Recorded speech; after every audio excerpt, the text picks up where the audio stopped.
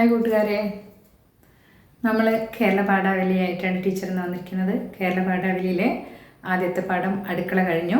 നമ്മളിപ്പോൾ രണ്ടാമത്തെ പാഠമായ ചട്ടിപ്പത്രിയിലേക്കാണ് പോണത്. ചട്ടിപ്പത്രി എല്ലാവർക്കും അറിയാം അല്ലേ? കുട്ടികൾക്കൊക്കെ ഇഷ്ടമുള്ളൊരു സാധനമാണ്.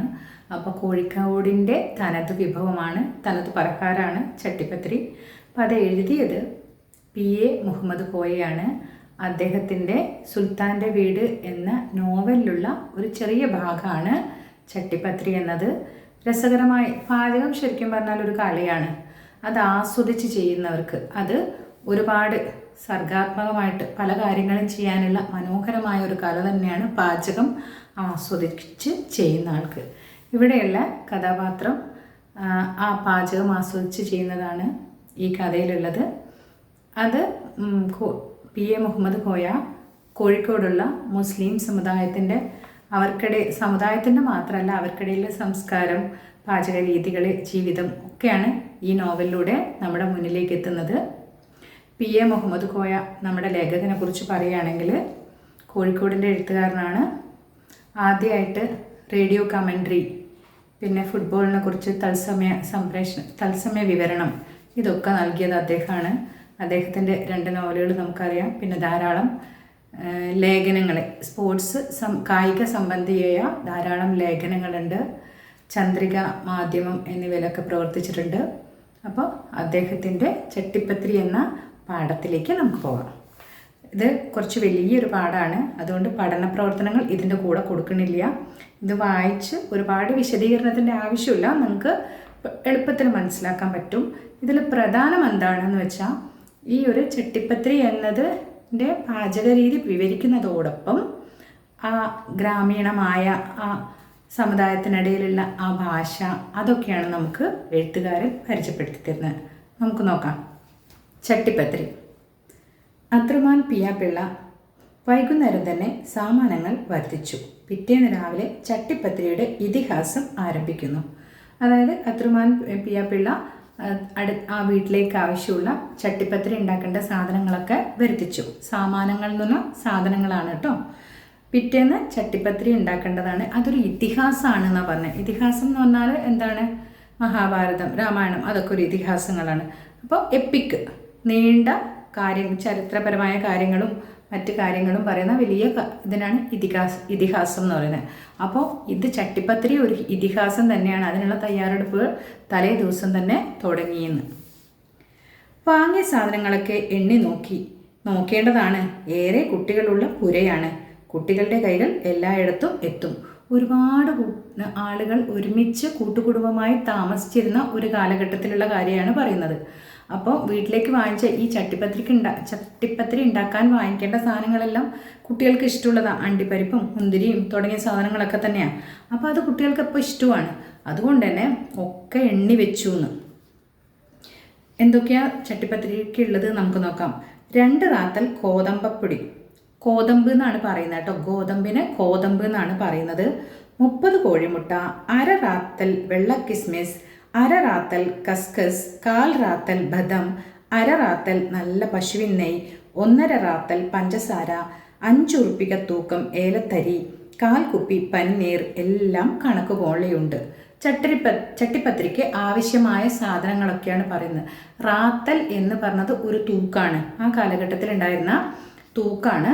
ഒരു തൂക്കം ആയിട്ട് കിലോ എന്നൊക്കെ പറയുന്ന പോലെയുള്ള ഒരു അളവാണ്. അതിനാണ് റാത്തൽ എന്ന് പറയുന്നത്. ഇവിടെ എന്തൊക്കെയാണ്? ഗോതമ്പുണ്ട്, മുട്ടയുണ്ട്, വെള്ള കിസ്മിസ് ഉണ്ട്, മുന്തിരിയുണ്ട്. പിന്നെ കസ്കസ് എന്ന് പറഞ്ഞാൽ ഒരു തരിതരിയായിട്ടുള്ള ഈസ്റ്റ് പോലെയുള്ളൊരു പാചകത്തിൽ ഉപയോഗിക്കുന്നൊരു പൊടിയാണ് കസ്കസ്.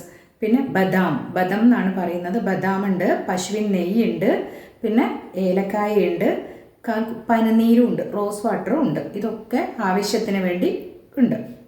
ഇനി വേണ്ടത് 1/4 സേർ പാലാണ്. നേരത്തെ വാങ്ങി വെച്ചാൽ തെരുത്തു പോകും. ഇനി അതിനാവശ്യമുള്ളത് പാലാണ്. 1/4 സേർ എന്നതും ഒരു അളവാണ്. അതായത് 1 ലിറ്ററിന് കുറച്ച് കുറവാണ് സേർ. അപ്പോൾ 1/4 സേർ എന്ന് പറഞ്ഞാൽ ഒരു 250ഓളം ഉണ്ടാവും. ആ പാല് മാത്രം നേരെ വാങ്ങിക്കുള്ളൂ. കാര്യം ഇന്നത്തെ പോലെ നമുക്ക് മിൽമയൊന്നും കുറേ നേരം ചീത്തയാവാത്ത പാലൊന്നും കിട്ടില്ല. അപ്പോൾ വീട്ടിൽ വാങ്ങിക്കുന്ന പാല് പെട്ടെന്ന് ചീത്തയായി പോകും. തെരുത്തു പോകും എന്ന് പറഞ്ഞാൽ അത് പിരിഞ്ഞു പോകും, ചീത്തയായി പോകും എന്നർത്ഥം. പക്കീർച്ചി താത്ത പയ്യുമ്പാല് കൊണ്ടെന്നോ ബിച്ചായി ഷെയ് താത്ത ചോദിച്ചു. അപ്പോൾ ഓരോരാൾ താത്ത എന്ന് പറഞ്ഞാൽ മുസ്ലിം സ്ത്രീകളെ താത്ത എന്നാണ് വിളിക്കുക. താത്ത അതിൻ്റെ ചുരുക്കം താത്ത. പക്കീർച്ചി താത്ത പയ്യുമ്പാല് എന്ന് വെച്ചാൽ പശുവിൻ്റെ പാല് കൊണ്ടുവന്നു.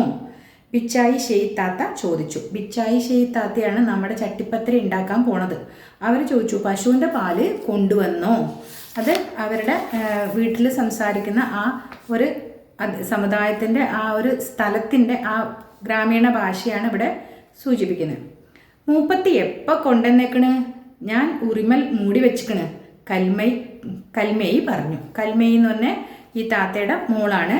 എന്താ പറഞ്ഞാൽ മൂപ്പത്തി എന്ന് പറഞ്ഞാൽ കോഴിക്കോട് പറയുന്ന അവര് എന്ന് പറയുന്ന അവൾ എന്ന് പറയുന്ന മുപ്പത്തി എന്ന് പറയുന്നത് മൂപ്പർ എന്ന് പറഞ്ഞ ആണുങ്ങളെയും മുപ്പത്തി എന്ന് പറഞ്ഞാൽ അവര്. മൂപ്പത്തി എപ്പോഴും കൊണ്ടു നിൽക്കണ്? പണ്ട് സാധനങ്ങൾ സൂക്ഷിക്കാൻ ഇന്നത്തെ പോലെ ഫ്രിഡ്ജൊന്നുമില്ല. അപ്പം സൂക്ഷിക്കുക ഉറിയിലാണ്. അപ്പം ഞാൻ ഉറിമൽ വെച്ചേക്കണ്, കൽമേയി. അപ്പോൾ ഈ ഐഷൈ താത്തേൻ്റെ മോളാണ് ആര്? കൽമേയി പറഞ്ഞു ഞാൻ ഉറിമൽ വെച്ചിട്ടുണ്ട്. കൽമേയി പാലും അടുത്തു തന്നെ കൊണ്ടുവന്ന് വെച്ചു. ഇത് തയ്യാറാക്കാൻ വേണ്ടി പാലും അടുത്തു വന്നു. ബിച്ചായി ഷെയ് താത്ത ഗോതമ്പപ്പൊടി എടുത്ത് വെള്ളം ചേർത്ത് കുഴച്ച് മാവാക്കി വെച്ചു. ചട്ടിപ്പത്തിരി ഉണ്ടാക്കേണ്ട രീതിയാണ്. ആദ്യം ഗോതമ്പെടുത്ത് അത് കുഴച്ച് വെച്ചു. നമ്മുടെ ചപ്പാത്തിക്കൊക്കെ ഉണ്ടാക്കുന്നത് പോലെ കുഴച്ച് വെച്ചു. അതിനിടയിൽ കൽമേയി വെള്ളം നിറച്ച ഒരു പിഞ്ഞാണത്തിൽ ബദമെടുത്തിട്ട് പൊതിരട്ടെ. പൊതിരുക എന്ന് പറഞ്ഞാൽ പുതിർക്കുന്നതിനാണ്, സോക്ക് ചെയ്യുന്നതിനാണ് പൊതിരുക എന്ന് പറയുന്നത്. അപ്പോൾ എന്ത് ചെയ്തു? ഇതിന് വേണ്ട എല്ലാ കാര്യങ്ങളും തയ്യാറായി കൊടുക്കുക. അപ്പോൾ ബിച്ചായി ഷെയ് താത്ത ഗോതമ്പ് പൊടി എടുത്തപ്പോൾ മോൾ എന്ത് ചെയ്തു? ബദാം എടുത്തിട്ട് അത് പുതിരാൻ വേണ്ടി വെച്ചു. പാത്തുമ്മേയി താത്ത 30 കോഴിമുട്ട ഉടച്ചത് സാനിൽ പാർന്നു. സാൻ എന്ന് പറഞ്ഞാൽ പരന്ന പാത്രമാണ്, അതാണ് സാൻ. ആ ഒരു പരന്ന പാത്രത്തിൽ വലിയ രീതിയിലാണ് ഉണ്ടാക്കുന്നത് കേട്ടോ. അതുകൊണ്ടാണ് 30 കോഴിമുട്ടയൊക്കെ വേണ്ടത്. 30 കോഴിമുട്ട എന്ത് ചെയ്തു? സാനിൽ പാർന്നു. പിന്നെ എന്ത് ചെയ്തു? പഞ്ചസാര പൊതി അഴിച്ച് കുറച്ച് പഞ്ചാര ഉടച്ച മുട്ടയിൽ ഇട്ടു. ഏലത്തരിയും എടുത്തിട്ടു. കുറച്ച് പഞ്ചസാരയും ഏലത്തരിയും ആ പാത്രത്തിലേക്ക് ഇട്ടു, മുട്ടയിലേക്ക് ഇട്ടു. അതാ പനിനീരിൻ്റെ കുപ്പി ഇങ്ങോട്ട് എടുക്കും മോളെ, റോസ് വാട്ടറിൻ്റെ കുപ്പി എടുത്തു വയ്ക്കാനാണ് പറയുന്നത്. കൽമേയി പനിനീരിൻ്റെ കുപ്പി നീക്കി വെച്ചപ്പോൾ കുറച്ച് പനിനീരും ആ മുട്ടയിൽ ചേർത്തു. മുട്ടയും പഞ്ചസാരയും ചേർത്തതിലേക്ക് ഏലത്തരിയും ഇട്ടതിലേക്ക് പനിനീരും ആഡ് ചെയ്തു. ആസ തിരിക്കുന്ന മാതിരി വലത് കൈ ചലിപ്പിച്ച് മുട്ടയുടച്ചത് അടിക്കാൻ തുടങ്ങി. അതായത് ഇന്നാണ് നമുക്ക് വിസ്കൊക്കെ ഉള്ളത് അല്ലേ. പണ്ട് അതിന് മന്ത് കടകോൽ എന്നൊക്കെ പറയും. മോര് കടയുന്ന ഒരു സാധനമുണ്ട്, ഇങ്ങനെ കയ്യിൽ വെച്ചിട്ട് ഇങ്ങനെ തിരിക്കുന്ന ഒരു സാധനം. അതിനാണ് പറയുന്നത് ആസാന്ന്. അതിനെ കൊണ്ട് എന്ത് ചെയ്തു? ഈ മുട്ടയും പഞ്ചസാരയും ഏലത്തരിയും പനിനീരും ഇട്ടത് നന്നായിട്ട് ഇളക്കാൻ ഈ വിസ്കിനെ കൊണ്ടുപോലെ തിരിക്കാൻ തുടങ്ങി. ആസ തിരിക്കുന്ന മാതിരി വലത് കൈ ചലിപ്പിച്ച് മുട്ടയൊടിച്ചത് അടയ്ക്കാൻ തുടങ്ങി. മോളെ അതാ മാവ് കുഴച്ചത്, എല്ലാവരും കൂടി 20 തോല് പരത്തിക്കോളി. അപ്പം ഉമ്മ പറഞ്ഞു, അതാ മാവ് കുഴച്ചു വെച്ചതുണ്ട്. ആ മാവ് കുഴച്ചത് എന്ത് ചെയ്യണം? എല്ലാവരും കൂടി ഇരുന്നിട്ട് അത് ബൗളാക്കണം. അത് 20 ചപ്പാത്തി തോല് എന്നാണ് പറയാം, 20 എണ്ണം ഉണ്ടാക്കണം. അപ്പം എല്ലാവരും കൂടി 20 തോല് പരത്തിക്കോളി. 20 ചപ്പാത്തി പോലെയുള്ള പരത്താനാണ് പറയുന്നത്. 20 തോല് പരത്തിക്കോളി. കൽമേയി ഇരുന്നു. കൽമേയി ഇവരുടെ മകളാണ്. കൽമേയി ഇരുന്നു. കൽമയുടെ അനിയത്തി പീരാമ്പി ഇരുന്നു. കൽമയുടെ മൂത്ത മോൾ കൂട്ടുകുടുംബമായിട്ടാണ് താമസിക്കുക. ഒരുപാട് ഉമ്മുമ്മയും മക്കളും മക്കളൊക്കെ ഉണ്ടാവും. അപ്പോൾ കൽമേയി ഇരുന്നു, അനുജത്തി വീരാമ്പി ഇരുന്നു. കൽമയുടെ മൂത്ത മകളുണ്ട് കച്ചേയി എന്ന് പറഞ്ഞ ആ കുട്ടിയും ഇരുന്നു. ചെറിയ മുട്ടിപ്പലകകളിലാണ് ഇരുന്നത്. വീട്ടിൽ പണ്ട് കാലത്ത് ഇന്നത്തെ പോലെ സ്റ്റൂളും മേശയൊന്നും അല്ല. അപ്പോൾ ചെറിയ കുഞ്ഞ് ഒരാൾക്ക് ഇരിക്കാൻ പറ്റിയ പലകകളുണ്ടാവും. ആ മുട്ടിപ്പലകകളിലാണ് അവരെല്ലാവരും ഇരുന്നത്. ഓരോരുത്തരുടെയും മുമ്പിൽ പത്തിരി പരത്തുന്ന വലിയ വട്ടപ്പലകകൾ വലിച്ചിട്ടു. അപ്പോൾ ഈ ചപ്പാത്തി പോലെയുള്ള ഇതൊക്കെ ഈ തോല് മുഴുവനും പരത്തണ്ടേ, എല്ലാവരും മുമ്പിലും പരത്താൻ വേണ്ടിയിട്ട് ഒരു പലക വലിച്ചിട്ടു. വട്ടത്തിലുള്ള പലകയാണേ. കുറച്ച് പൊടിയെടുത്ത്, നമുക്കറിയാം ചപ്പാത്തി പരത്തുമ്പം നമ്മളത് ഒട്ടാതിരിക്കാൻ കുറച്ച് പൊടി തൂകും. അതുപോലെ കുറച്ച് പൊടിയെടുത്തു ആദ്യം പലകമേൽ വിതറി. കുഴച്ച മാവെടുത്ത് 3 പേരും 20 ഉരുളകളാക്കി ഉരുട്ടി. 20 ഉരുള വേണമെന്ന് പറഞ്ഞു. അപ്പോൾ 20 ഉരുളകൾ ഉണ്ടാക്കി. ഓരോന്നും ഒരു ആപ്പിളിൻ്റെ വലിപ്പമുണ്ട്. നമ്മളെ വലിയ ചട്ടിപ്പത്തിരിയാണ് ഉണ്ടാക്കുന്നത്. അപ്പോൾ ഓരോന്നിനും എത്ര വലിപ്പമുണ്ട്? വലിയൊരു ആപ്പിളിൻ്റെ വലിപ്പത്തിലുള്ള 20 ഉരുളകളാക്കി തീർത്തു. പത്തിരി കുഴലുകൾ തുടച്ച് ഉരുളയിൽ അമർത്തി റോളർ ഉരുട്ടും പോലെ ഉരുട്ടിക്കൊണ്ട് പരത്താൻ തുടങ്ങി. അറിയാല്ല, ആർക്കും അറിയാല്ലേ, കൂട്ടുകാരൊക്കെ വീട്ടിൽ ചപ്പാത്തി പരത്തുന്നതൊക്കെ കണ്ടിട്ടുണ്ടാവും. അപ്പോൾ ഈ ആപ്പിളിൻ്റെ വലുപ്പത്തിലുള്ള ഉരുട്ടിയ ഉണ്ട എടുത്തിട്ട് പലകേൻ്റെ മുകളിൽ വെച്ചിട്ട് റോളർ, അത് ഉരുട്ടുന്ന പലക ആ കോല് വെച്ച് ഇങ്ങനെ പരത്താൻ തുടങ്ങി. ഉരുട്ടിക്കൊണ്ട് അമർത്തി ഉരുട്ടും തോറും മാവ് ആന ചെവിയുടെ രൂപത്തിൽ പലകമേൽ പരക്കുന്നു. അത് അമർത്തി ഉരുട്ടും തോറും അത് വലുതായിട്ട് ഇങ്ങനെ ആനയുടെ ചെവി, അതിൻ്റെ വലുപ്പം സൂചിപ്പിക്കാൻ വേണ്ടിയിട്ടാണ് ആന ചെവിയെ പോലെ വലുതായി ഈ ഓരോ ഉരുളകളും വലിയ പായ പോലെ പരത്തി വലുതാക്കി തുടങ്ങി. അപ്പോൾ പരത്തിക്കൊണ്ടിരിക്കുകയാണല്ലോ. അപ്പോൾ പറഞ്ഞു, ഇത് കൊയലിന്മേൽ ഒട്ടിപ്പിടിക്കണ കുറച്ച് പൊടി വേണം. അത് അവരുടെ സംസാര ഭാഷയാണ്. കുഴലിൻ്റെ മേലെ ഒട്ടിപ്പിടിക്കുന്നുണ്ട്, കുറച്ച് പൊടി വേണം. പൊടി ഉണ്ടെങ്കിൽ എന്ത് ചെയ്യും? അത് ഒട്ടിപ്പിടിക്കില്ല. അപ്പോൾ പറയാണ്, ഇങ്ങനെ പറയുന്നത് നോക്കൂ, ഇത് കൊയലിന്മേൽ ഒട്ടിപ്പിടിക്കണ കുറച്ച് പൊടി വേണം.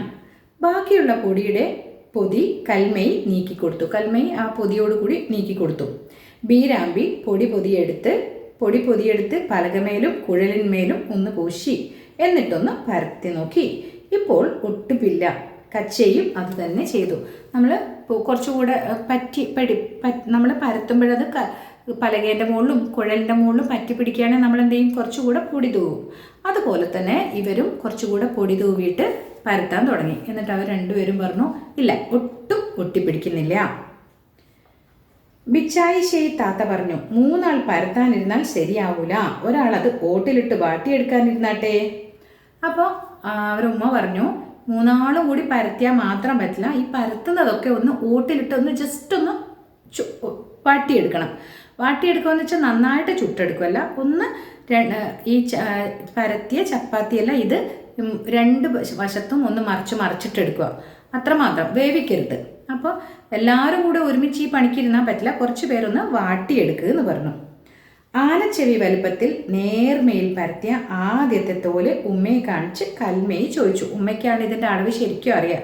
അപ്പോൾ കൽമേയി ഉമ്മേനോട് ചോദിച്ചു, ആനയുടെ ചെവിയുടെ വലുപ്പത്തിൽ വലുതായിട്ട് പരത്തിയതാണ്, ഈ പാകം മതിയോ, ഈ നേർമ മതിയോ എന്ന് ഉമ്മയോട് ചോദിച്ചു. വലിപ്പം ഇത് മതിയോ? ബിച്ചായി ചെയ്താത്ത നോക്കിയിട്ട് പറഞ്ഞു, ചെനമ്പം കൂടി വലിപ്പം ഇരുന്നോട്ടെ. ചെനമ്പം എന്ന് പറഞ്ഞാൽ കുറച്ചുകൂടി. അപ്പോൾ ഇത്ര വലിപ്പം മതിയോ എന്ന് ചോദിച്ചപ്പോൾ ബിച്ചായി ചെയ്താത്ത എന്താ പറഞ്ഞേ? ചെനമ്പം കൂടി, ഒരല്പം കൂടി വലിപ്പം ഇരുന്നോട്ടെ. വലിയ ചട്ടിപ്പത്രി അല്ലേ? പലക നിറയൽ തന്നെ കണക്ക്. വലിയ ചട്ടിപ്പത്രിയല്ലേ ഉണ്ടാക്കാൻ പോണേ, അപ്പോൾ പലക ഫുള്ളാവുക, അതാണ് കണക്ക്. അല്ല, ആ ചെമ്പ് ഇങ്ങോട്ട് നീക്കി. കൽമേയി വട്ടച്ചെമ്പ് നീക്കിക്കൊടുത്തു. ആ ചെമ്പ്, അതായത് ചട്ടിപ്പത്തിരി ചുട്ടെടുക്കാനുള്ള ചെമ്പ് അടുത്തേക്ക് നീക്കി വെക്കാൻ പറഞ്ഞപ്പോൾ കൽമേയി അടുത്തേക്ക് നീക്കിക്കൊടുത്തു. വേഗം ചെമ്പെടുത്ത് കഴുകി അടുപ്പത്ത് വെച്ചിട്ട് പിച്ചായി ചെയ്താത്ത വെള്ള കസ്കസ് കഴുകി ഊറ്റി ചെമ്പിലിട്ടു. എന്നിട്ട് പറഞ്ഞു, നെയ്യ് ഇങ്ങോട്ടെടുക്ക്, കസ്കസ് പൊരിയുണ്ട്, അതിൽ കുറച്ച് നെയ്യ് ഒഴിച്ച് വാങ്ങി വെച്ചു. ഇത് ചട്ടിപ്പത്തിരിൻ്റെ ഫില്ലിങ്ങിന് വേണ്ടിയിട്ട് തയ്യാറാക്കുന്നതാണ്.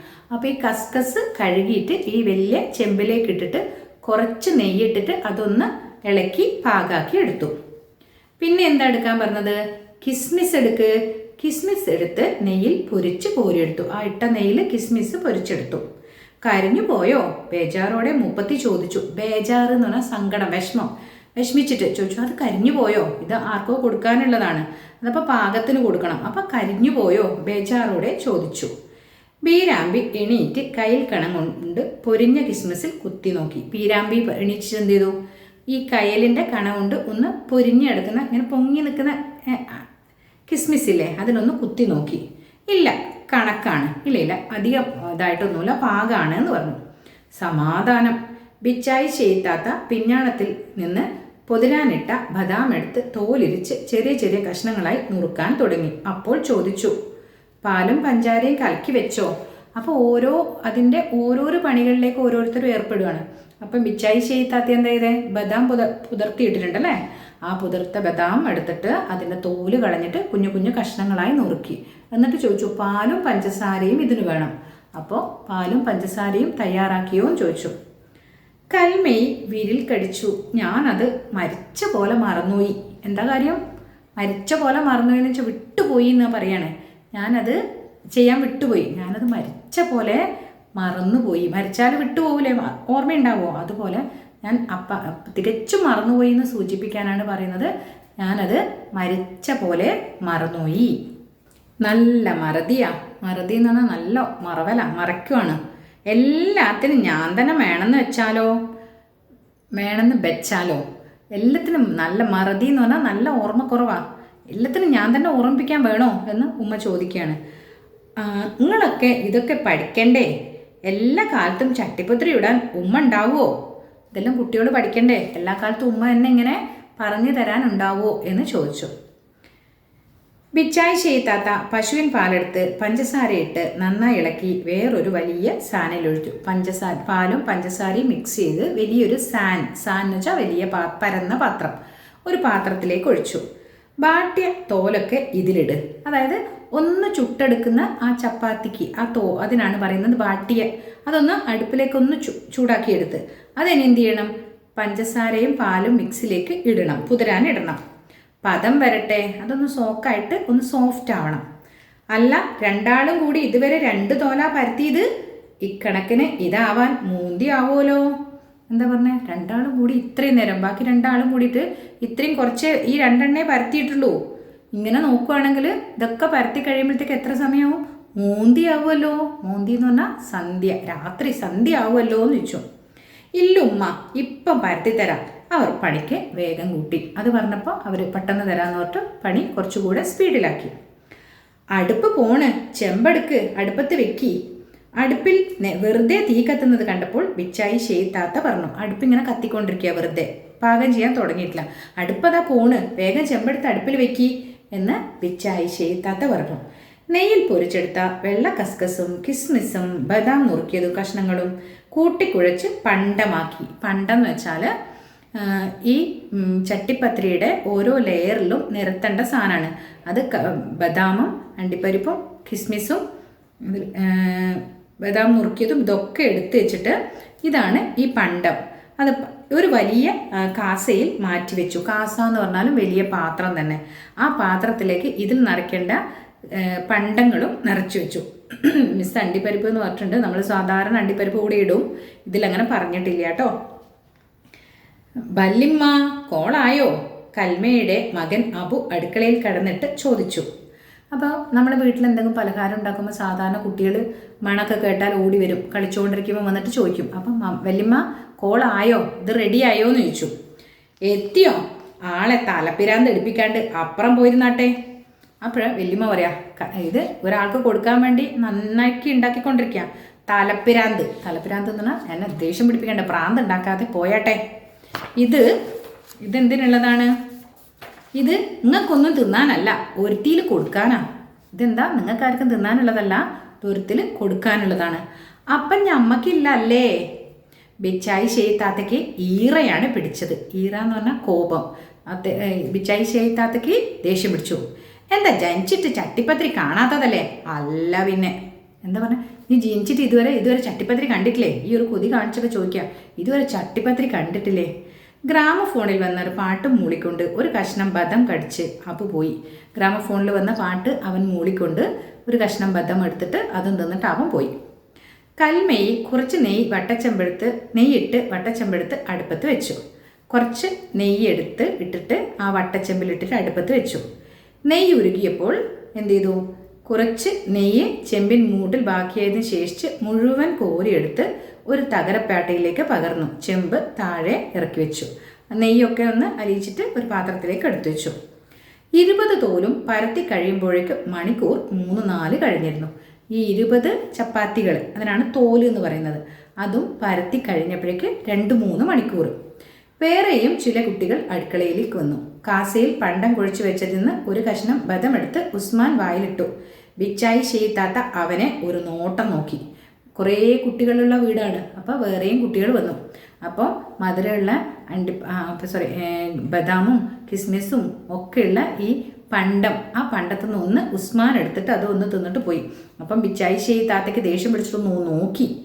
നിങ്ങളെല്ലാവരും കൂടി പണിയെടുക്കാൻ വന്നാൽ ഇപ്പണി തീരൂല. ഒരു കണ്ടം ബദം എടുത്തില്ലേ, ഇനി അപ്പുറം പോയി കഴിച്ചോളി. അപ്പോൾ ഉസ്മാൻ വന്നപ്പോൾ നിങ്ങളെല്ലാവരും കൂടി ഇവിടെ പണിയെടുക്കാൻ വന്നു കഴിഞ്ഞാൽ പണി നടക്കൂല. ആളേറിയ പാമ്പ് ചാവൂല എന്ന് പറയും. അതുപോലെ എല്ലാവരും കൂടി ഇവിടെ വന്നാൽ പണിയൊന്നും നടക്കൂല. എന്താ പറഞ്ഞേ, നിങ്ങളെല്ലാവരും കൂടി പണിയെടുക്കാൻ വന്നാൽ ഈ പണി തീരൂല. ഒരു കണ്ടം എന്ന് പറഞ്ഞാൽ ഒരു കഷ്ണം പത എടുത്തിട്ടില്ലേ, ഇനി പോയി അപ്പുറം പോയി കളിച്ചോളി. വേറെ ഒരുത്തൻ ചോദിച്ചു, ഒരു കണ്ടം കിസ്മിസ്. മാവ് പരത്തി തോലാക്കിയവരും പരത്തിയ തോല് ഓട്ടിലിട്ട് വാട്ടിയവരും എണീറ്റ് പത്തിരി പലകൾ മാറ്റി വെച്ചപ്പോൾ ബിച്ചായി ഷെയ്ത്താത്ത ചോദിച്ചു. ഇവരെന്ത് ചെയ്തു? പരത്തിയ തോല് മാറ്റി വെച്ചു. എന്നിട്ട് ഈ പലകയൊക്കെ എടുത്ത് മാറ്റി വെച്ചു. 20 തോല് തികച്ചും ഇല്ലേ? അവർ ഒരിക്കൽ കൂടി എണ്ണി നോക്കി. എന്നിട്ട് എന്താ ചോദിച്ചേ? 20 തോലില്ലേ, 20 എണ്ണം ഇല്ലേന്ന്. ഇനി കയ്യാക്കത്തിന് ഒരാൾ ഇവിടെ നിന്നാൽ മതി. അപ്പോൾ ഇത് കുറേ പേര് ഒരുമിച്ചായിരുന്നു ഇപ്പോൾ ചെയ്തതല്ലേ. ഇനി ഈ ഇച്ചായി ഷെയ്ത്താത്തേൻ്റെ കൂടെ ഒരാൾ കൂടെ ഇവിടെ നിന്നാൽ മതി എന്ന് പറഞ്ഞു. കൽമയിൽ നിന്നു. മറ്റു 2 പേർ അടുക്കളയിൽ നിന്ന് പോയി. പിച്ചായി ഷെയ്ത്താത്തേൻ്റെ മോള് കൽമയിൽ കൂടെ നിന്നു. ബാക്കി എല്ലാവരും അടുക്കളയിൽ നിന്ന് പുറത്തുപോയി. പിച്ചായി ഷെയ്ത്താത്ത പാലിൽ പദം വരാനിട്ട വാട്ടിയ 2 തോലുകൾ ഒന്നിനു മുകളിൽ മറ്റൊന്നായി നെയ്യുള്ള ചെമ്പിലിട്ടു. അപ്പോൾ 2 തോലുകൾ ഇങ്ങനെ വലിയ ചെമ്പിലേക്ക് ഇട്ടു. എന്നിട്ട് എന്ത് ചെയ്തു? അതിൻ്റെ മുകളിലേക്ക് പണ്ടെടുക്കാൻ പറഞ്ഞു. പണ്ടെന്ന് പറഞ്ഞാൽ ബദാമും കിസ്മിസും ഒക്കെ കൂടെ കൂട്ട്. അത് എടുത്തു. കസ്കസും കിസ്മിസും ചേർത്ത് കുഴച്ച പണ്ടം കൽമേയി എടുത്ത് നീട്ടി. അട്ടിയായി വെച്ച 2 തോലിൻ്റെ മീതെ മൂപ്പത്തി കുറച്ച് പണ്ടം വിതറി. 2 എണ്ണം വെച്ച ആ തോലിൻ്റെ മുകളിൽ കുറച്ച് പണ്ടം വിതറി. എന്നിട്ട് എന്താ ചെയ്തേ? പഞ്ചസാരയും ഏലത്തരിയും പനനീരും ചേർത്ത് കലക്കി അടിച്ചു വെച്ച കോഴിമുട്ട കൊഴുപ്പിൽ കുറച്ചെടുത്ത് പണ്ടത്തിന്മേൽ പരന്നു. അപ്പം 2 തോല് വെച്ചു. ആ തോലിൻ്റെ മുകളിൽ കസ്കസും കിസ്മിസും ബദമും ഇട്ടു. അതിൻ്റെ മുകളിൽ നമ്മൾ നേരത്തെ മുട്ടയും പാലും ഏലത്തരിയും കൂടി ഒരു മിക്സ് ഉണ്ടാക്കി വെച്ചിട്ടുണ്ട്. ആ മിക്സും ഇതിൻ്റെ മുകളിലേക്ക് എടുത്തു വെച്ചു. എന്നിട്ട് എന്ത് ചെയ്തു?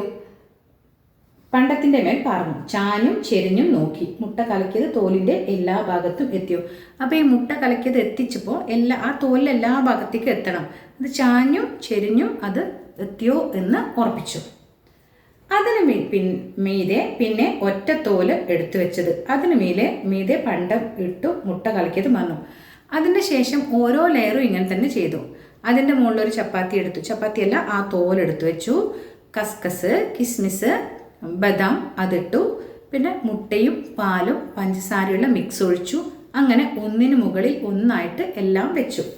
പടച്ചോനെ, ഇത് നന്നാക്കണേ, ആളുകളെ കൊണ്ട് പറയിക്കരുതേ, ഇത് വേറെ ആൾക്കാർക്ക് കൊടുക്കാനുള്ളതാ, അതുകൊണ്ട് ചീത്തയാവാൻ പാടില്ല. അതുകൊണ്ട് പടച്ചോനെ ദൈവത്തിനെ വിളിച്ചിട്ട് പറഞ്ഞു, ഇതൊന്ന് നന്നാക്കണേ എന്ന് വിളിച്ചു. ആയോ? ഏതോ കുട്ടി അടുക്കള വാതിക്കൽ നിന്ന് ചോദിച്ചു. പിച്ചായി ഷെയ്ത്താത്ത അത് കേട്ടില്ല.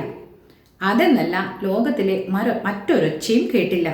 കണ്ണും കൽബും ആത്മാവും ഒക്കെ ചെമ്പിനകത്ത് രൂപം പ്രാപിച്ചു വരുന്ന ചട്ടിപ്പത്തിരിയുടെ സൃഷ്ടികർമ്മത്തിൽ തറച്ചു നിൽക്കുന്നു. അപ്പോൾ ഏതോ ഒരു കുട്ടി വന്നിട്ട് ചോദിച്ചു, ആയോ എന്ന് ചോദിച്ചു. പക്ഷെ അതൊന്നും ആര് കേൾക്കുന്നില്ല. പിച്ചായി ഷെയ്ത്താത്ത കേൾക്കണില്ല. എന്തുകൊണ്ടാണ്? വേറെ ഒരൊച്ചയും ഈ കുട്ടി ചോദിച്ചതെന്നല്ല, ലോകത്തിലെ ഒരൊച്ചയും ഇപ്പോൾ ആര് കേൾക്കില്ല? പിച്ചായി ഷെയ്ത്താത്ത കേൾക്കില്ല. എന്തുകൊണ്ടാ? കണ്ണ്, കൽബ്, ഹൃദയം, ആത്മാവ് ഒക്കെ എവിടെയാ? ചെമ്പിനകത്ത് തയ്യാറായി വരുന്ന ചട്ടിപ്പത്തിരിൻ്റെ ഉള്ളിലാണ്. അത് പാചകം ചെയ്യുന്നവർക്കറിയാം. പാചകം ചെയ്ത് കഴിഞ്ഞിട്ട് അതൊന്ന് രൂപം ശരിയായി വന്നു കഴിഞ്ഞാലുള്ള ആ വരുന്നവരുള്ള ആ ഒരു വേദന, സത്യം പറഞ്ഞാൽ ഒരു എഴുത്തുകാരൻ എഴുതുന്നത് പോലെയോ അതൊരു സൃഷ്ടികർമ്മം തന്നെയാണ്. ശരിക്കും അത് പാചകത്തിനോട് താല്പര്യത്തോടു കൂടി ചെയ്യുന്ന ഒരാൾക്ക് അത് ശരിക്കും അനുഭവിക്കാൻ പറ്റും. അതെന്താ പറയുന്നത്? കണ്ണും കൽബും ആത്മാവും ഒക്കെ ചെമ്പിനകത്ത് രൂപം പ്രാപിച്ചു വരുമെന്ന് വെച്ചാൽ ഉണ്ടായി വരുന്ന ചട്ടിപ്പത്തിരിയുടെ സൃഷ്ടികർമ്മം എന്ന് പറഞ്ഞാൽ ഉണ്ടാക്കൽ. ആ ചട്ടിപ്പത്തിരി ഉണ്ടാക്കുന്നതിൽ അത് പെർഫെക്റ്റ് ആയിട്ട് വരണേ, നന്നായിട്ട് വരണേ എന്നതിലൊക്കെയാണ് ആരുടെ ശ്രദ്ധ? നമ്മുടെ ബിച്ചായി ഷെയ്ത്താത്തയുടെ ശ്രദ്ധ. കണ്ണോ മനസ്സോ ഒന്ന് തെറ്റിയാൽ പെട്ടെന്ന് നമ്മൾ ശ്രദ്ധ ഇല്ലാതായി കഴിഞ്ഞാൽ പെട്ടെന്ന് അത് കരിഞ്ഞു പോവാം. കുപ്പായം വിയർപ്പിലൊട്ടി നെറ്റിയുടെ 2 അറ്റങ്ങളിലും പളിങ്കിൻ്റെ മണി പോലെ വിയർപ്പിൻ്റെ തുള്ളികൾ ഉരുണ്ടുകൂടുന്നു. ഡ്രസ്സ് അടുക്കളയിലാണ്. അടുക്കള പണി എടുക്കുന്നവർക്കറിയാം, അടുപ്പിൻ്റെ അടുത്ത് നിന്ന് കഴിഞ്ഞാൽ ഇത് ഇന്നത്തെ പോലെ ഗ്യാസ് സ്റ്റവിൻ്റെ അടുത്തൊന്നും അല്ല, അടുപ്പിൻ്റെ അടുത്ത് തന്നെയാണ്. അപ്പം നല്ല ചൂടായിരിക്കും. അപ്പോൾ കുപ്പായൊക്കെ വിയർപ്പിലൊട്ടി നെറ്റിയിലൂടെ പളുങ്കുമണി പോലെ വിയർപ്പ് ഇങ്ങനെ പോകുന്നുണ്ട്, വിയർപ്പ് തുള്ളികൾ പോകുന്നുണ്ട്. മനസ്സ് വട്ടച്ചെമ്പിനകത്തു മാത്രം വട്ടമിട്ട് പറക്കുന്നു. മനസ്സ് എന്താ ഇത്രയേറെ ചൂടിലായിട്ടും പൊരിഞ്ഞിട്ടും പോലും ഇതൊന്നും പിച്ചായി ഷെയ്ത്താത്ത അറിയുന്നില്ല. പിച്ചായി ചെയ്താത്തൻ്റെ മനസ്സ് ആ വട്ടച്ചെമ്പിൻ്റെ അകത്ത് മാത്രമാണ്. ചട്ടിപ്പത്തിരി ആയി വരുന്നതിൽ മാത്രമാണ് ശ്രദ്ധ. നന്നായാൽ മതി റബ്ബേ. അപ്പോഴും പറയാണ്, പിച്ചായി ചെയ്താത്ത ആദ്യം ചെയ്ത് തന്നെ ആവർത്തിക്കുന്നു. 4ാമത്തെ തോല് വെച്ചു. എല്ലാം ക്രമം അനുസരിച്ച് നടക്കുന്നു. അങ്ങനെ 1, 2, 3 എന്നുള്ള രീതിയിൽ അങ്ങനെ 20 തോലും 19ാമത്തെ തോലാണ് 20 തികയുന്നു. അങ്ങനെ ഒന്നിനൊന്നായി ഓരോ തോലും വെക്കുന്നു. നിവർന്ന് നിന്ന് നോക്കി. അതെല്ലാം വെച്ച് കഴിഞ്ഞിട്ട് പെർഫെക്റ്റ് ആണോ എന്നൊന്ന് നിവർന്ന് നിന്ന് നോക്കി. ബാക്കിയുള്ള പണ്ടം എന്ത് ചെയ്തു? 20 തോലും 20 ചപ്പാത്തികളും നിരത്തി വെച്ച് പണ്ടം ഫില്ല് ചെയ്തിട്ട് ചപ്പാത്തി വെച്ചിട്ട് എന്ത് ചെയ്തു? ബാക്കിയുള്ള പണ്ടം മുഴുവൻ അതിൻ്റെ മുകളിലേക്ക് വെക്കും. ചട്ടിപ്പത്തിരി കഴിച്ചവർക്ക് അറിയാം അല്ലേ? അതിൻ്റെ മുകളിൽ തരിതരി പോലെ കസ്കസും മുന്തിരിയും ബദാമും ഒക്കെ കാണാം. അപ്പോൾ അങ്ങനെ വെച്ചു. എന്നിട്ട് എന്താ അതിൻ്റെ മുകളിൽ എന്ത് ചെയ്തു? അത് വെച്ചതെല്ലാം ഒരേ നിരപ്പിലാണോ എന്ന് നോക്കി. എന്നിട്ട് എല്ലാം സമമായിട്ട് തന്നെ ഒരേ നിരപ്പിൽ അത് സമമായി പതിഞ്ഞിരിക്കുന്നു. എന്നിട്ട് എന്ത് ചെയ്തു? മുട്ട കലക്കിയ സാൻ കയ്യിലെടുത്തു. മുട്ടയും പാലും പഞ്ചസാരയും കൂടി കലക്കിയ പാത്രം കയ്യിലെടുത്തു. അത് മുഴുവൻ വടിച്ച് അവസാനത്തെ തോലിന് മീതെ നടുക്ക് പാർന്നു. മുഴുവനും ആ തോലിൻ്റെ നടുഭാഗത്ത് പാർന്നു. എല്ലാ ഭാഗത്തേക്കും ഒലിച്ച് നടുവിൽ പാർന്നു കഴിഞ്ഞാൽ അതിൻ്റെ 4 എല്ലാ വശത്തേക്കും അത് ഒലിച്ച് പരന്നു. 31 നിവർന്ന് കൈ കുടഞ്ഞു. ഊർന്നു വീണ തട്ടം നേരെയാക്കി. എന്നിട്ട് ബിസ്മില്ലാ. എന്നിട്ട് എന്ത് ചെയ്തു? ഒന്ന് നിവർന്നിരുന്നു. എന്നിട്ട് എന്ത് ചെയ്തു? ഊർന്നു വീണ തട്ടം ശരിയാക്കി വെച്ചിട്ട് ബിസ്മില്ലാ എന്ന് വിളിച്ചു. പിറയ്ക്കുന്ന കൈയോടെ ചെമ്പ് അടുപ്പത്ത് കയറ്റുന്നു. ആ ചെമ്പെടുത്ത് അടുപ്പത്തേക്ക് കയറ്റുന്നു. മൂടിയെടുത്ത് ചെമ്പിന് മുകളിൽ വെച്ചു. എന്നിട്ട് ആ വട്ടച്ചെമ്പിന് മുകളിൽ മൂടിയെടുത്ത് വെച്ചു. അടുപ്പിലെ ചകിരി തീയിൽ കുറച്ചെടുത്ത് ചെമ്പിന് മുകളിൽ ഇട്ടു. ഈ ചട്ടിപ്പത്തിരി താഴെയും വേവണം, അതേപോലെ മേലെയും വേവണം. അപ്പം എന്ത് ചെയ്യും? താഴെ അടുപ്പ് കത്തുമ്പം അതിൻ്റെ മുകളിൽ കുറച്ച് കനലിടും. അപ്പോൾ ഈ അടുപ്പിലുള്ള കനൽ എടുത്തിട്ട് ഈ മൂടിയിലെ പാത്രത്തിൻ്റെ മുകളിലേക്ക് ഇട്ടു. ചട്ടിപ്പത്തിരിയുടെ വട്ടച്ചെമ്പ് ചട്ടിപ്പത്തിരി ഇട്ടിട്ട് അടുപ്പിലേക്ക് വെച്ച് കഴിഞ്ഞതിന് ശേഷം ഈ കനലെടുത്തിട്ട് ഈ മൂടീൻ്റെ മുകളിലേക്ക് വിടും. എങ്കിലാണ് താഴേന്നും മുകളിൽ നിന്നും അതിന് തീ കിട്ടുള്ളൂ. അടുപ്പിലെ ചകിരി തീയിൽ നിന്ന് കുറച്ചെടുത്ത് ചെമ്പിന് മുകളിൽ ഇട്ടു. പുതിയ ചകിരിയും ഇട്ടു. അടുപ്പിലെ തീയൊന്ന് ഉള്ളോട്ട് തള്ളി. മാറി നിന്ന് അടിയിലും മുകളിലും തീ ശരിയായ നിലയിലാണോ എന്ന് നോക്കി. അത് താഴെയാണെങ്കിലും അധികം കത്താൻ പാടില്ല, മുകളിലാണെങ്കിലും അധികം കനൽ പാടില്ല. രണ്ടിനൊരു കണക്കുണ്ട്, അല്ലെങ്കിൽ അത് പെട്ടെന്ന് കരിഞ്ഞു പോകും. അപ്പോൾ ഒരേ പാകത്തിലാണോ എന്ന് ഉറപ്പ് വരുത്തി. ബറാബർ എന്ന് പറഞ്ഞാൽ കൃത്യം, എല്ലാം ഓക്കെ കൃത്യമാണ് എന്ന്. റബ്ബേ, ഇത് നന്നാകണേ. നെറ്റിയിൽ ഉരുണ്ടുകൂടിയ വിയർപ്പ് തുള്ളികൾ ചൂണ്ടുവിരൽ മടക്കി തുടച്ച് അവർ പ്രാർത്ഥനാഭാവത്തിൽ നിന്നു. നമുക്ക് ഇങ്ങനെ പാചകമൊക്കെ ചെയ്യുന്നവർക്ക് അറിയാം, ആർക്കെങ്കിലും കൊടുക്കാനൊക്കെ ഉണ്ടാക്കി കഴിഞ്ഞാൽ അറിയാം, അത് നന്നായി വരണം നമ്മൾ ദൈവത്തിനോട് പ്രാർത്ഥിച്ചിട്ടാണ് ചെയ്യുക. അപ്പോൾ ഇവരും നന്നായി വരണേ എന്ന് പ്രാർത്ഥനാഭാവത്തിൽ നിന്നു. നന്നാവും മോളെ, ഒരു വായ്ക്ക് വെറ്റിലടക്ക. അപ്പോൾ ഇതൊക്കെ ചെയ്ത് കഴിഞ്ഞിട്ടാണ് പണ്ടുള്ള സ്ത്രീകൾ വെറ്റിലയും അടക്കിയും തിന്നും. അപ്പോൾ മോളോട് പറഞ്ഞു ഒരു വായിലേക്ക് ഇടാൻ വേണ്ടിയിട്ട് വെറ്റിലയും അടക്കിയും തരാൻ. അപ്പോൾ വെറ്റിലയിൽ അടക്ക മിക്സ് ചെയ്തിട്ട് ആരെങ്കിലും ഒരാൾ എടുത്തു കൊടുക്കും. ഒരു വായിലേക്ക് വെക്കാൻ വെറ്റിലയും അടക്കി എടുക്കുമെന്ന് മോളോട് പറഞ്ഞു. ഇനി ഒന്ന് മുറുക്കണം. പലഹാരങ്ങളുടെ താജ് പണിത ആ കൈകൾക്ക് ആശ്വാസം തോന്നി. മനസ്സിൽ നിറഞ്ഞ നിർവൃതി. അത് പാചകം ചെയ്ത് എല്ലാം കൃത്യമായ തോതിൽ അടുപ്പിലേക്ക് കയറ്റിയപ്പോൾ ഇനി അത് നല്ല റിസൾട്ട് തരുമെന്ന് എല്ലാം ശരിയായിട്ടുണ്ടെങ്കിൽ ഒരു പാചകക്കാർക്ക് മനസ്സിലാവും. അപ്പോൾ ആ ഒരു സംതൃപ്തിയിൽ വെറ്റില അടക്ക ചെയ്തു. തിന്നിട്ട് എന്താ ചെയ്യേണ്ടത്? ഇപ്പോഴാണ് അവർ ഇത്രയും നേരം ഒന്നും കഴിക്കാതെ ഈ വെറ്റില അടക്കി ഒന്ന് റിലാക്സ് ചെയ്യാൻ വേണ്ടിയിരുന്നോണം കഴിക്കുക. അപ്പോൾ പാചകം താജ്മഹൽ തന്നെയാണ് പണിതേന്നാണ് പറയുന്നത്. ഓരോരോ ആളുകൾക്കും അവരവരുടെ കുഞ്ഞു കുഞ്ഞു പാചകമാണെങ്കിൽ പോലും അത് പൂർത്തിയാക്കുക എന്ന് പറഞ്ഞത് താജ്മഹൽ പണിയുന്ന അത്രയും ശ്രമകരമായതാണ്. അതിൽ മനസ്സും കയ്യും എല്ലാം ഒരുപോലെ എത്തുന്ന ഒരു കാര്യം തന്നെയാണ്. അപ്പോൾ ആ താജ് പണിത ആ കൈക്ക് ആശ്വാസം തോന്നി. എന്നിട്ട് എന്ത് ചെയ്തു? മനസ്സിൽ നിറഞ്ഞ നിർവൃതിയും. അവർ ചെയ്ത പണി അത് എല്ലാം ശരിയായ രീതിയിൽ ചെയ്ത് അവസാനിപ്പിച്ചപ്പോൾ ഒരുപാട് നിർവൃതി തോന്നി. അപ്പോൾ ഇത് വലിയ നോവലിൻ്റെ ഒരു നമുക്ക് പഠിക്കാനും കുറച്ച് പേജുകളുണ്ട്. അപ്പോൾ അതുകൊണ്ട് ഈ ആഴ്ചയിൽ ഗൃഹപാഠം ഉൾപ്പെടുത്തുന്നില്ല. അപ്പോൾ ഈ കഥ ഒന്ന് ശ്രദ്ധിക്കുക. നിങ്ങൾക്ക് തന്നെ ഒരു പ്രാവശ്യം വായിച്ചാൽ നന്നായിട്ട് മനസ്സിലാവും. ഈ കഥ ഈ ഭാഗത്തിൻ്റെ പ്രാധാന്യം എന്താണെന്ന് വെച്ചാൽ, ഇത് കോഴിക്കോടുള്ള മുസ്ലിംസിൻ്റെ ആ ഒരു തനതായ ഭാഷയാണ്, ആ രീതിയാണ് നമുക്കിവിടെ കാണിച്ചിരിക്കുന്നത്. നമുക്ക് ഇന്ന് ഉപയോഗത്തിലില്ലാത്ത പല പദങ്ങളും ഈ നോവലിലൂടെ നമുക്ക് പരിചയപ്പെടാൻ സാധിക്കും. തീർച്ചയായിട്ടും ആസ്വദിച്ച് വായിക്കുക. ബാക്കി ഭാഗം അടുത്ത ക്ലാസ്സിൽ കിട്ടും. Thank you.